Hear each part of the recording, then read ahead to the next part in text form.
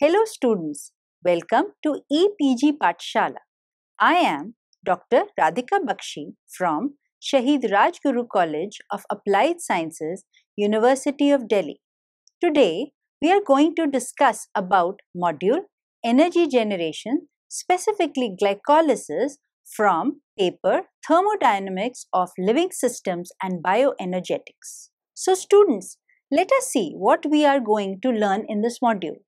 General introduction of metabolism and the types of metabolic pathways, metabolic fuels used by organisms, the central theme of metabolism, utilization of glucose, glycolysis, the details of the pathway and its importance. A basic property of all living organisms is to harness energy and channel into biological work, that is, to perform various processes to stay alive, to grow and to reproduce. These life processes require nutrient molecules taken in to extract energy and also to provide the building blocks to create new molecules. Thus, chemical energy of fuel is used to synthesize complex, highly ordered macromolecules from the simple precursors. The organisms also convert the chemical energy into concentration gradients and electrical gradients, also into motion and heat, and in some organisms like the firefly into light. Photosynthetic organisms convert the light energy into all these other forms of energy. The energy generating processes take place via a series of many small steps in which electron donors transfer energy to electron acceptors. The monosaccharide glucose occupies a central position in the metabolism of plants, animals, and many microorganisms. The oxidation-reduction reactions are fundamental to the extraction of energy from molecules like glucose. The principal electron carriers are NADH and its oxidized form NAD+. The ultimate electron acceptor in the complete oxidation of glucose is an oxygen atom which forms water. Energy generated in this reaction is conserved by the conversion of low energy ADP to high energy ATP. This ADP-ATP system is like an active savings bank account in which deposits and withdrawals are in a steady state. Energy from ATP is never used up, just transformed from one form to the other for various energy requiring processes of the cell. Glycolysis is the first in the series of pathways for the oxidation of glucose. Metabolism. All living organisms need a continuous influx of free energy. This energy is required to maintain order in a universe bent on maximizing disorder. Metabolism is the overall process through which living systems acquire and utilize free energy they need to carry out their various functions. This is done by coupling the exergonic reaction, which are the energy releasing reactions of nutrient oxidation, to the energy requiring, that is endergonic processes. This is required to carry out various biological functions like in active transport of molecules against concentration gradients, biosynthesis of complex molecules, and performance of mechanical work. The free energy is most often coupled to the endergonic reaction through the intermediate synthesis of high energy phosphate compound such as ATP. In addition to being completely oxidized, nutrients are broken down in a series of metabolic reactions to common intermediates. These intermediates are then used as precursors in the synthesis of other biological molecules. The organisms are classified on the basis of the mode in which they acquire the free energy. First being the phototrophs, like plants, which acquire free energy from the sun through the process in which light energy powers the endergonic reaction of carbon dioxide and water to form carbohydrates. This process is called as photosynthesis. Plants as well as certain bacteria like cyanobacteria are examples of phototrophs. Chemotrophs. These organisms obtain their free energy by oxidizing organic compounds like carbohydrates, lipids, and proteins obtained from other organisms. Ultimately, the phototrophs, animals and non-photosynthetic bacteria, are examples of chemotrophs. A 40-year-old normal human adult consumes tons of nutrients and around 20,000 liters of water, but without significant change in weight. This steady state is remarkably maintained by a sophisticated set of metabolic regulatory systems. Metabolic pathways are a series of consecutive enzymatic reactions that produce a specific product. Metabolites are the reactants, intermediates, and products of such reactions. Metabolism basically comprises of two types of reaction pathways. First, catabolic or degradative pathways. In these pathways, the nutrients and cell constituents are broken down exergonically to salvage their components and or to generate free energy. Second, anabolic or biosynthetic pathways. In these pathways, biomolecules are synthesized from simpler components.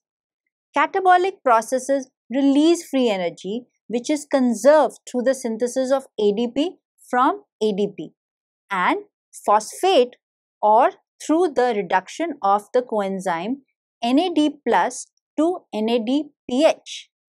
ATP and NADPH are the major free energy sources for anabolic pathways. Metabolic fuels.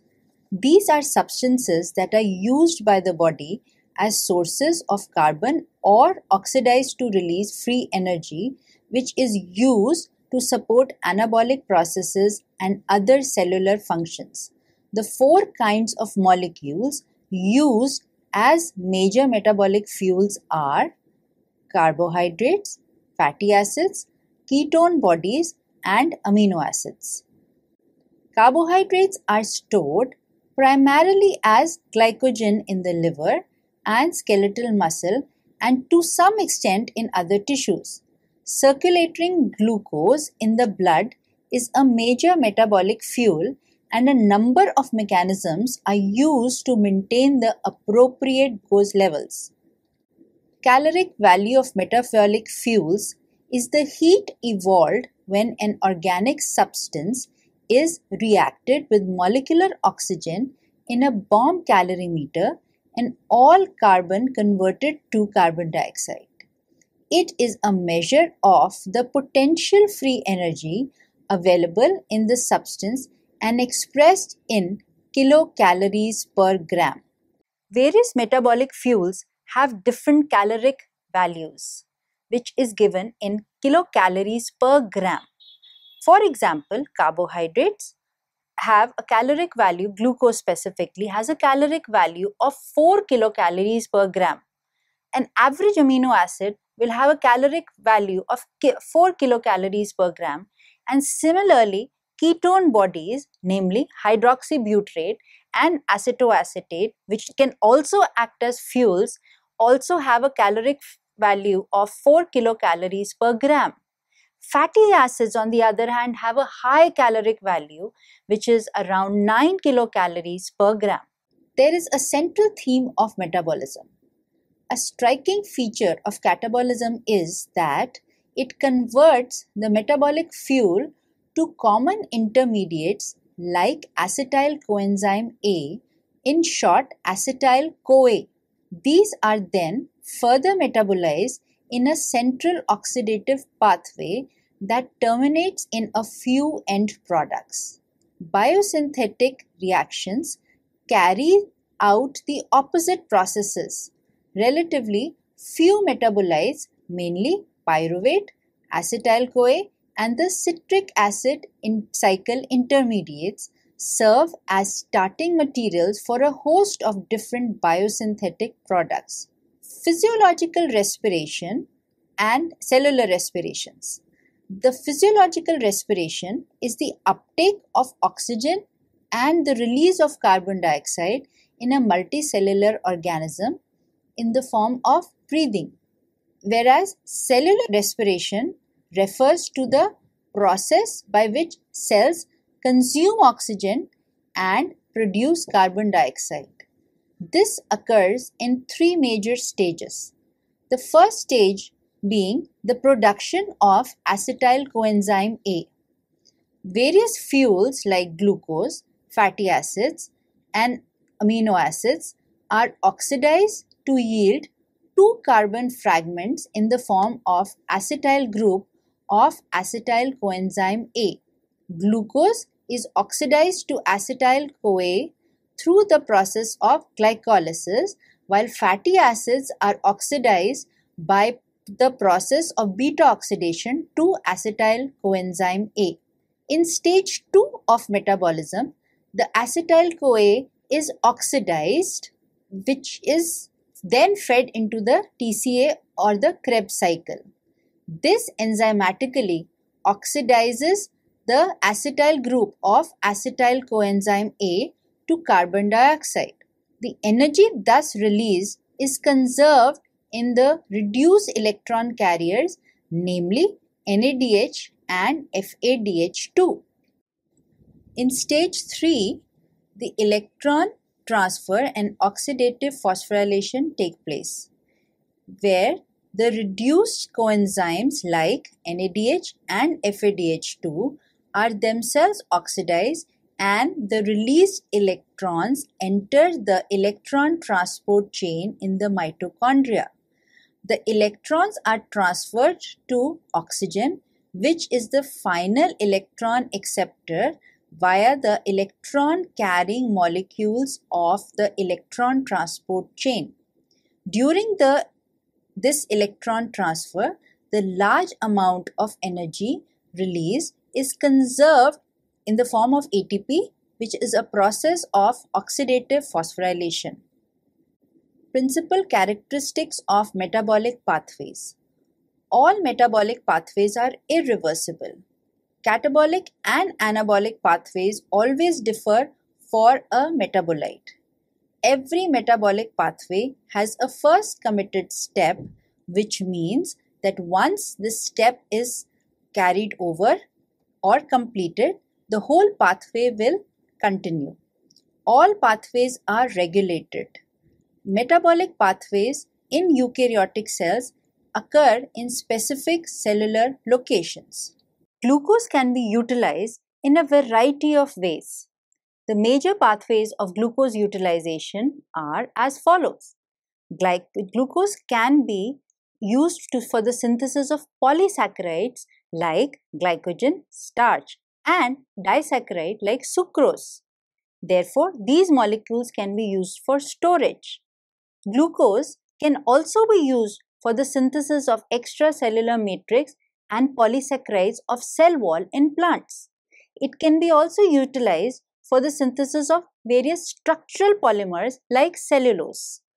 It can be oxidized through the pentose phosphate pathway and give rise to ribose 5-phosphate. It can also be oxidized by glycolysis and form pyruvate. Glycolysis. Glycolysis is the first stage of glucose metabolism and was the first biochemical pathway to be elucidated. It is an anaerobic process that by itself yields only two molecules of ATP. The complete aerobic oxidation of glucose to carbon dioxide and water, which involves glycolysis, the TCA cycle, and oxidative phosphorylation, yields energy equivalent to 32 molecules of ATP. What is the importance of glycolysis? It is the pathway by which glucose is converted to pyruvate, via the intermediate glucose 1,6-bisphosphate with the generation of 2 molecules of ATP for each molecule of glucose. It is the first metabolic pathway in the catabolism of glucose. Glycolysis plays a key role in energy metabolism by providing significant proportion of the energy utilized by most organisms. It prepares glucose and other carbohydrates for oxidative degradation. In sudden bursts of energy, carbohydrates are used faster by the body as compared to them being utilized aerobically. Example, muscle contraction.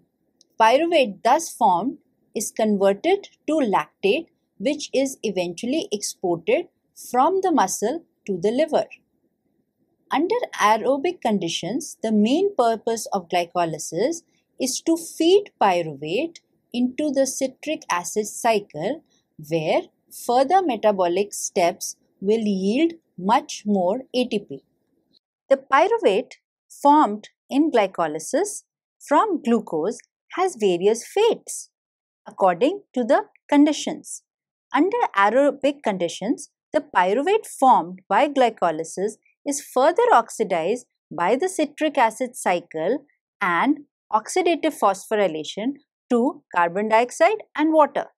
Under anaerobic conditions, the pyruvate is converted to a reduced end product by the process of fermentation, which can be of two types: lactic acid fermentation, where pyruvate is converted to lactate in muscles of mammals, or it can be fermentation through alcoholic fermentation, where pyruvate is converted to ethanol and carbon dioxide in microorganisms like yeast. Overview of glycolysis. Source of the glucose in the blood is usually from the breakdown of higher polysaccharides or from its synthesis from non-carbohydrate sources from the process called gluconeogenesis. It enters most cells by a specific carrier which is called as the glucose transporter that transports it from the exterior of the cell into the cytosol. Glycolytic enzymes are located in the cytosol of the cell. In glycolysis, one molecule of glucose, which is a 6-carbon compound, is converted to fructose 1,6-bisphosphate, which is also a 6-carbon compound, which eventually gives rise to 2 molecules of pyruvate, which is a 3-carbon compound. In essence, the glycolytic process converts glucose to 2 pyruvate molecules of lower free energy in a process that harnesses the released free energy to synthesize ATP from ADP and inorganic phosphate. The 10 enzyme catalyzed reactions of glycolysis are divided into 2 stages. The first phase, which is also called as the preparatory phase, constitutes the first 5 reactions of glycolysis. This preparatory phase, it utilizes 2 ATPs as an energy investment. Therefore, it is called as the preparatory phase. The reactions 6 to 10 constitute the second phase of glycolysis, and it is also called as the payoff phase. This phase generates 4 ATPs. Since stage 1 or phase 1 consumes 2 ATPs and phase 2 generates 4 ATPs, there is a net generation of 2 ATP molecules. The overall reaction of glycolysis is glucose plus 2 NAD plus 2 ADP plus 2 inorganic phosphate gives rise to 2 molecules each of NADH, pyruvate, ATP, water and 4 proton molecules. various fates of pyruvate, which is the end product of glycolysis. The pyruvate formed during the process of glycolysis can have one of the several fates depending upon the cell type. In aerobic metabolism, which is in the presence of oxygen, pyruvate is converted to acetyl coenzyme A, which then enters the citric acid cycle. In anaerobic metabolism, which is in the absence of oxygen, pyruvate can have two fates. First, alcoholic fermentation, where pyruvate converts to acetaldehyde, which in turn is reduced to produce ethanol. Lactic acid fermentation, which is the second aerobic metabolic pathway, where pyruvate is reduced to lactate. This is common in humans. This is also called as anaerobic glycolysis to differentiate from the conversion of glucose to pyruvate, which is simply called glycolysis. Anaerobic metabolism is the only energy source in mammalian blood cells since they lack mitochondria, as well as in several species of bacteria such as Lactobacillus in sour milk and Clostridium botulinum in tainted canned foods. The fates of NADH produced in glycolysis. NAD+ is the primary oxidizing agent of glycolysis. The NADH produced in the pathway must be continuously reoxidized to keep the pathway supplied with NAD+, which can occur in any one of the following three common ways. First, the lactic acid fermentation. Under the anaerobic conditions, NAD+ is regenerated when NADH reduces to lactate. This occurs in the muscle. As you can see in this figure, glucose converts to pyruvate in the process of glycolysis, and this pyruvate gives rise to two lactate molecules, and in this process two NADH molecules are converted to NAD+. Hence, the NAD+ is regenerated and can be utilized in the next cycle of glycolysis. Another fate of NADH is in the case when alcoholic fermentation takes place in yeast and some other microorganisms. Under anaerobic conditions, pyruvate is decarboxylated to yield carbon dioxide and acetaldehyde, which is further reduced by NADH to yield NAD+ and ethanol. This occurs by two enzymes, pyruvate decarboxylase and alcoholic dehydrogenase. In the third fate, which occurs in aerobic conditions, the mitochondrial oxidation of each NADH to NAD+ yields 3 ATP molecules. The details of glycolysis. The first phase of glycolysis is called as the preparatory phase. This phase requires 2 molecules of ATP and the hexose chain of glucose is cleaved into 2 triose phosphates. The detailed reactions of the preparatory phase. First is the phosphorylation of glucose, in which glucose is converted to glucose 6-phosphate. This is the first step of glycolysis and is an irreversible reaction under intracellular conditions and is catalyzed by the enzyme hexokinase. Hexokinases also have isozymes. Hexokinases are present in nearly all organisms, and human genome encodes for 4 different hexokinases, 1 to 4, all of which catalyze the same reaction, which is the conversion of glucose to glucose 6-phosphate.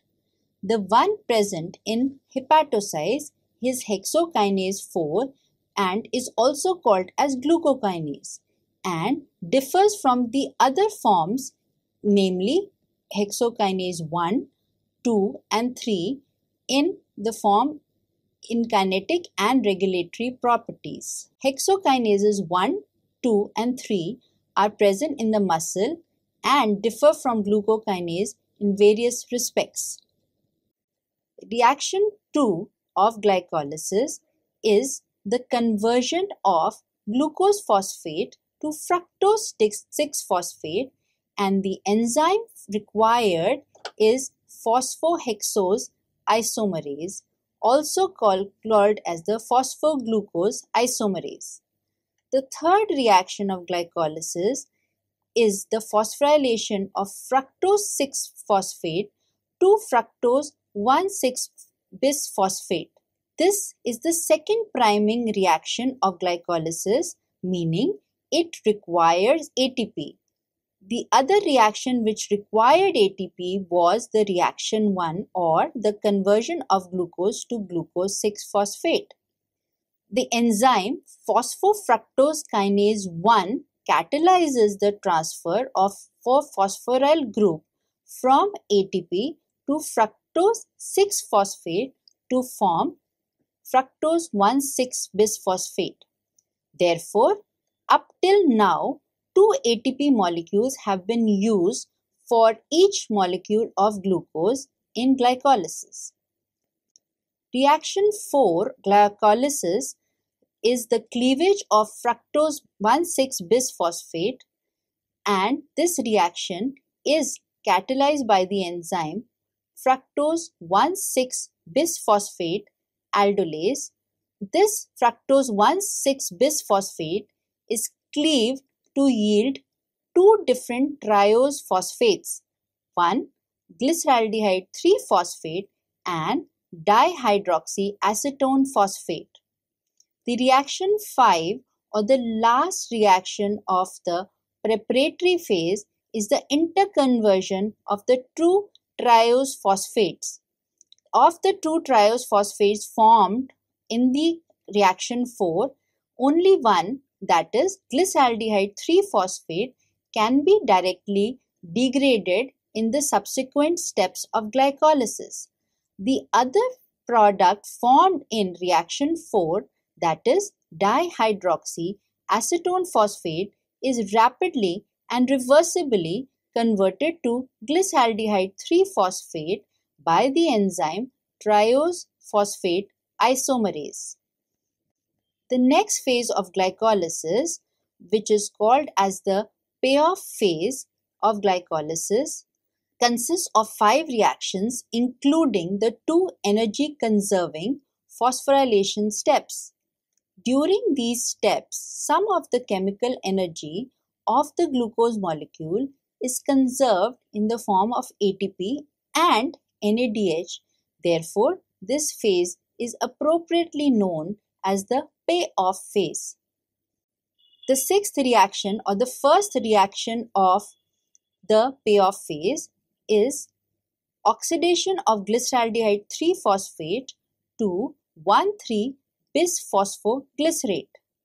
This is the first of the 2 energy-conserving reactions of glycolysis that eventually leads to the formation of ATP. This reaction is catalyzed by the enzyme glyceraldehyde 3-phosphate dehydrogenase. This is the first glycolytic reaction that generates a product of high phosphoryl group transfer potential. The amount of NAD+ in a cell is limiting and much less than the amount of glucose metabolized in a few minutes. If the NADH formed in this step is not reoxidized and recycled, the glycolysis would come to a halt. The recycling of the NAD+ is discussed above. Reaction 7.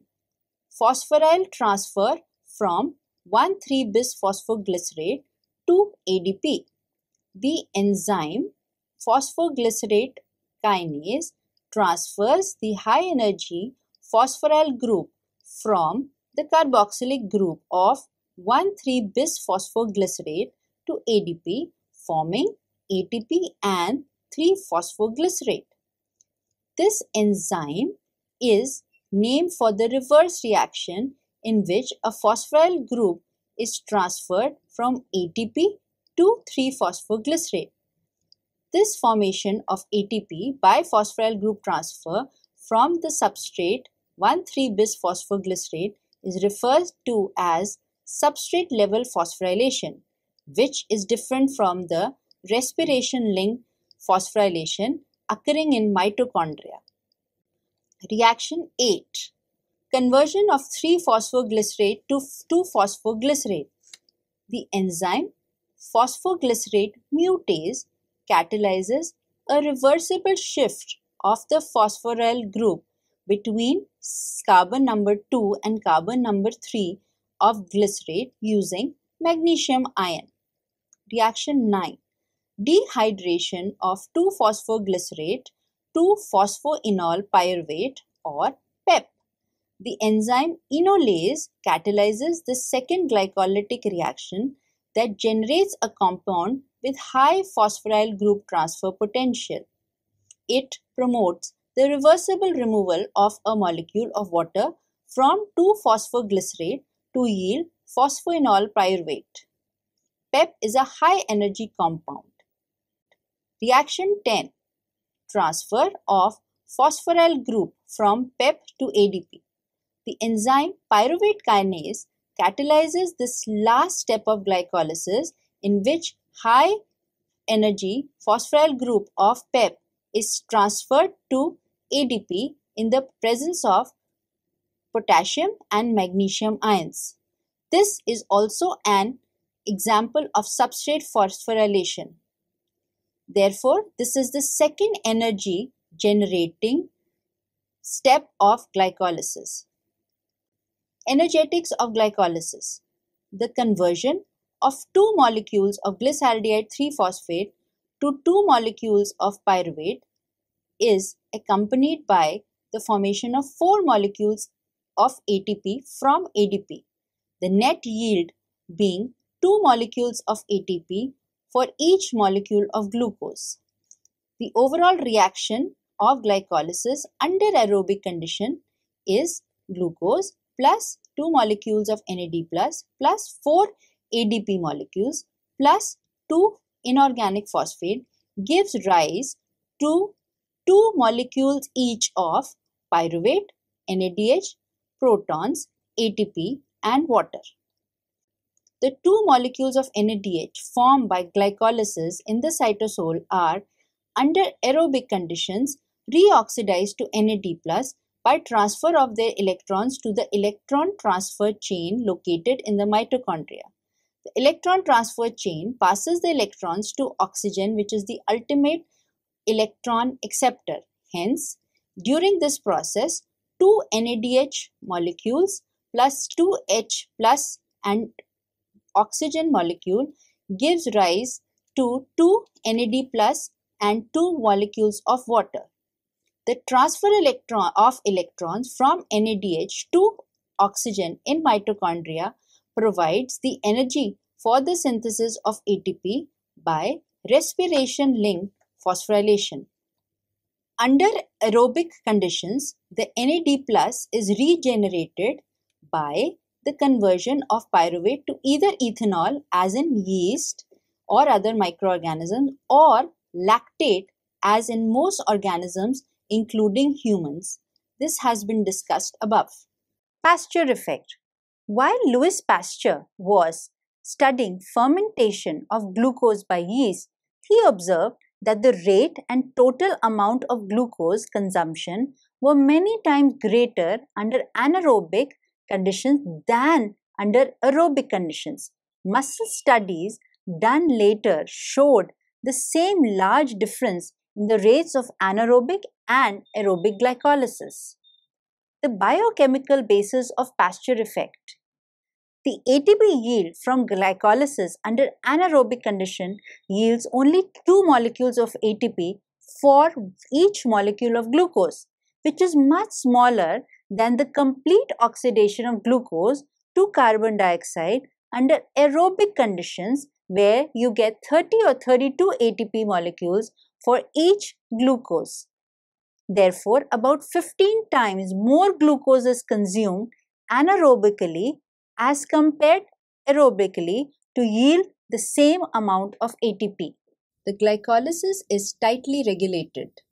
The entry of glucose through the glycolytic pathway is regulated to maintain nearly constant levels of ATP and glycolytic intermediates, which serve as biosynthetic precursors.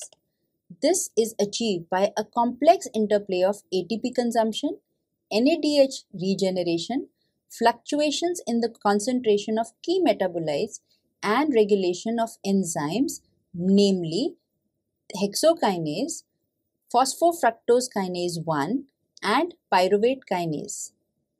It is also regulated in a longer time scale by hormones such as glucagon, epinephrine, and insulin, and by the changes in expression of genes of several glycolytic enzymes. Glycolysis and medicine. Even though the process of glycolysis is tightly regulated, it is abnormally regulated in certain diseases like cancer. Otto Warburg observed that many tumors have a higher rate of glycolysis than normal tissue even when oxygen is available. Uptake of glucose and glycolysis proceed about 10 times faster than in normal non-cancerous tissue. Therefore, tumor cells must consume much more glucose than normal cells to meet their energy needs. Pyruvate generated during this process is converted to lactate to regenerate NAD+. Generally, more aggressive the tumor, greater is the rate of glycolysis. This effect is made use of diagnostically. Cancer tissues can be detected by a sensitive technique called positron emission tomography or PET. In PET, individuals are injected with a harmless isotopically labeled glucose analog 2-fluoro-2-deoxy-glucose. This compound, in which the second carbon of glucose is replaced with F18, is taken up but not metabolized by the tissues. It therefore accumulates as 6-phospho-FDG, the extent to which depends on its rate of uptake and phosphorylation by cellular hexokinase. The uptake is around 10 times higher in tumors than in normal tissues. The decay of F18 yields 2 positrons per F18 atom, which can be detected by a series of sensitive detectors positioned around the body. This allows the localization of the decaying compound and hence the tumor. So students, let us summarize what we have learnt in this module. First, metabolism is the overall process through which living systems acquire and utilize free energy they need to carry out their various functions. Catabolic pathways, which is a type of a metabolic pathway, in these pathways the nutrients and cell constituents are broken down exergonically to salvage their components and or to generate free energy. Anabolic or biosynthetic pathways, in these pathways biomolecules are synthesized from simpler components. Catabolic processes release free energy, which is conserved through the synthesis of ATP from ADP and phosphate, or through the reduction of coenzyme NAD plus to NADH. ATP and NADH are the major free energy sources of anabolic pathways. Glycolysis is the first stage of glucose metabolism. In this, one molecule of glucose generates 2 molecules of pyruvate and also 2 molecules of ATP.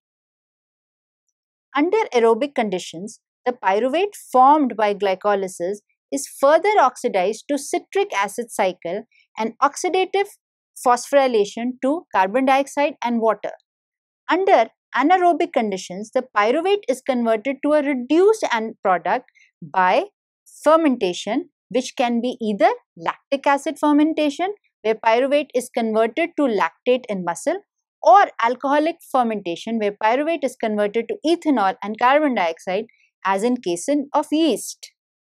The rate of glycolysis is much greater in tumor cells as compared to normal cells. This is used to detect cancer by a technique called PET scan. Thank you.